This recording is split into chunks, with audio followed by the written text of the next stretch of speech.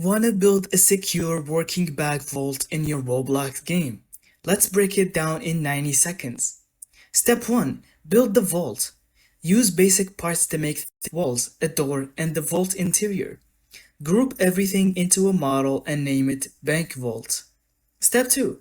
Create the door mechanism. Select the vault door and insert a hinge constraint or tween service to animate opening. Anchor the walls but leave the door unanchored if it rotates. Step 3. Script the lock, create a proximity prompt or click detector on the door. Add a script with a function like this. Step 4. Add rewards inside. Place gold bars, cash, or coins using meshes. Add a touch trigger that gives player currency when they grab it. Step 5. Test it. Hit play, approach the door, trigger it, and loot the vault.